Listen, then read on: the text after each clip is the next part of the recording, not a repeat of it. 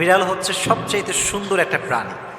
আপনারা দেখেছেন যে রিসেন্টলি একটা ভিডিও ভাইরাল হয়েছে, ইমাম সাহেব নামাজ পড়াচ্ছেন আর এখানে একটা বিড়াল চলে আসছে।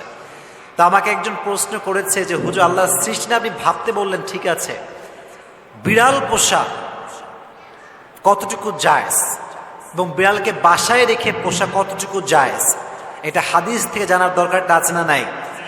মাশাআল্লাহ। আজকে আমরা জানবো what does Islam say about petting cats.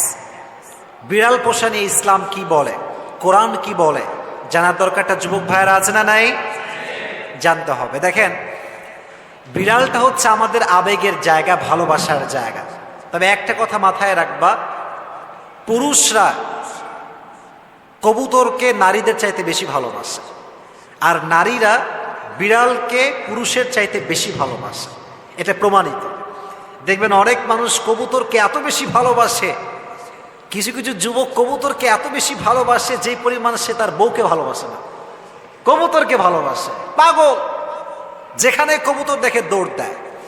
Even এই যে বিড়ালটা, এই বিড়ালটা মক্কা সহ পৃথিবীর অসংখ্য গুরুত্বপূর্ণ জায়গাতে বিড়ালের প্রবেশ একদম আম। মক্কাতে আমরা গিয়েছি, মাদিনাতে আমরা গিয়েছি, রাস্তাঘাটে বিড়াল, মক্কার আশেপাশে বিড়াল, চতুর্পাশে বিড়াল। এটা হচ্ছে বিড়ালের একটা পাওয়ার। এবং বিড়ালের জন্য অধিক পরিমাণে ভালোবাসা, মায়া, আদর মানুষের মাঝে ঢুকিয়ে দিয়েছে একজন, তিনি কে? বিড়াল পোষা ইজ টোটালি পারমিসিবল ইন ইসলাম, এটা জায়েজ। তবে কিছু বিষয় খেয়াল রাখতে হবে। যারা বিড়াল পোষে বাসায়, বিড়ালের জন্য কোনো অবহেলা না হয়, কোনো অযত্ন না হয়। বিড়াল যখন খাওয়ার প্রয়োজন, খাবার দিতে হবে, তার যত্নের প্রয়োজন, যত্ন করতে হবে। ঘুমানোর জায়গা দরকার, তাই ঘুমানোর জায়গা দেওয়ার দরকারটা আছে না নাই? তাকে যত্ন করতে হবে। ইভেন হাদিসে এসেছে একজন মহিলা একটি বিড়ালকে আটকে রেখেছিল এবং তাকে খাওয়ার দেয় নাই, তার যত্ন করে না, তাকে ছেড়ে দেয় নাই। হাদিসে এসেছে আল্লাহ তাকে জাহান্নামে নিক্ষেপ করেছে, নাউজুবিল্লাহ পড়ান। এজন্য বিড়াল থাকা দোষের কিছু নয়, বাট যত্ন করতে হবে, এক নাম্বার পয়েন্ট।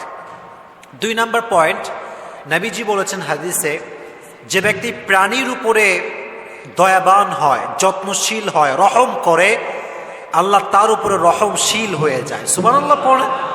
আপনি প্রাণীকে মায়া করবেন, আল্লাহ আপনাকে মায়া করবে।